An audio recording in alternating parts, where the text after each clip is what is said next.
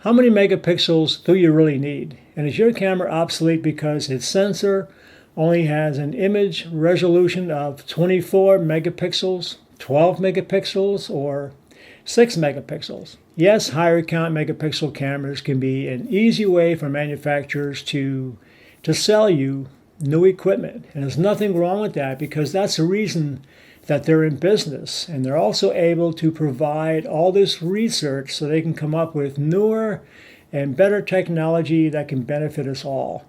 And I mean, just look at the recent improvements in the technology of all the digital cameras today.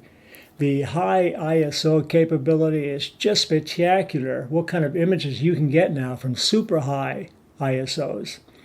Not to mention the focusing, the critical focusing and fast focusing that you can get from these cameras. And then, of course, look at the end result, the kind of image that you end up with. And even now, with the HDR capabilities of these cameras, they are just fantastic. But how many megapixels do you really need? Just about all photographers are equipment junkies, myself included. I like getting new camera bodies every once in a while, and maybe if a new and amazing lens comes out, I'm going to take a look at it and I may purchase it.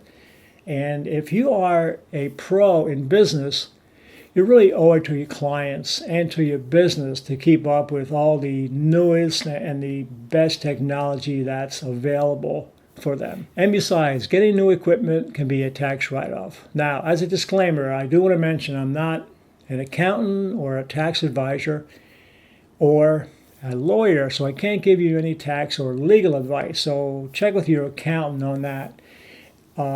Speaking of disclaimers, I am not also a scientist or an engineer, and I don't have any degrees in those fields, but I do have my degrees in photography. But more importantly, I have a practical working knowledge since I was an early pioneer when we made the transition from film to digital back in just not too long ago, actually.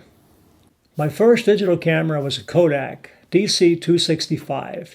It's similar to this camera here, which is actually a 290, but the 265 had an image resolution of 1.6 megapixels.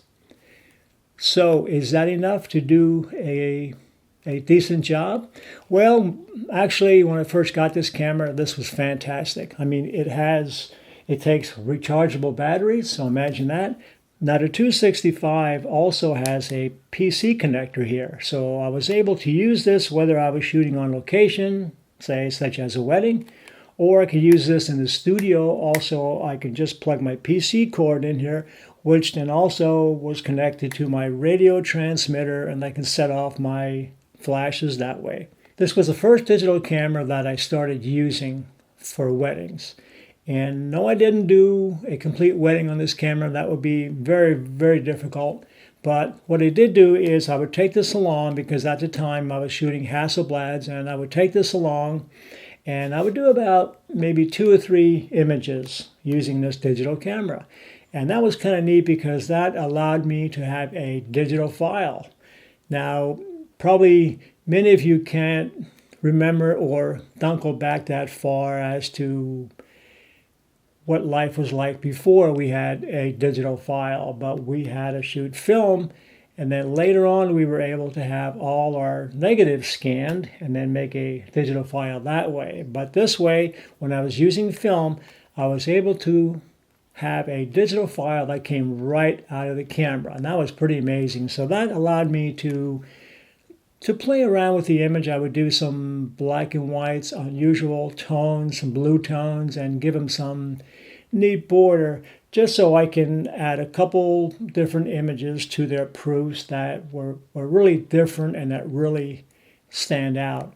Now, being that this is a 1.6 megapixel file image out of here, I usually end up using 4x6s, and then we of course use them. I would crop them down to a 4x5, but we could also do 5x7s out of here. That were decent.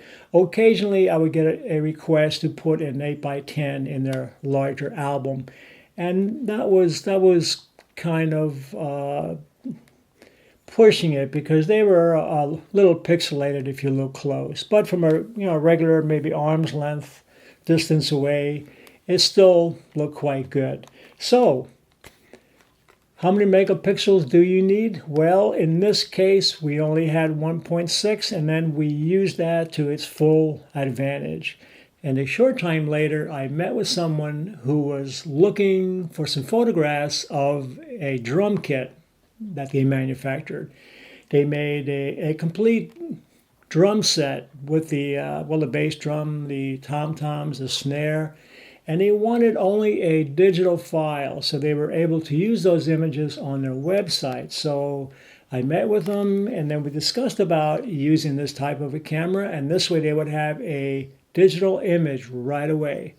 Now remember, this was pretty much back in the film days, so not many people were actually using these types of cameras yet. So I met with them, and then we agreed to do the shoot, and it was done in my studio. So as I mentioned, with the PC connector here, I just plugged in my PC cord, which led to the radio control that fired all my studio strobes. And then we brought in, I had a 12-foot seamless background that we used. I think it was the white one that we used. And then we set up the drum kit in several different ways, and also did a few close-ups using this camera, and the images were fantastic. I mean, they were fantastic for what they were going to be used for, which were relatively small images on the website so they can display their product, and then they were able to sell that drum kit on the website also. In fact, those images could also be used on a brochure in a smaller type of a flyer, possibly. But for that reason, or for that purpose, actually, 1.6 megapixels was enough to do the job.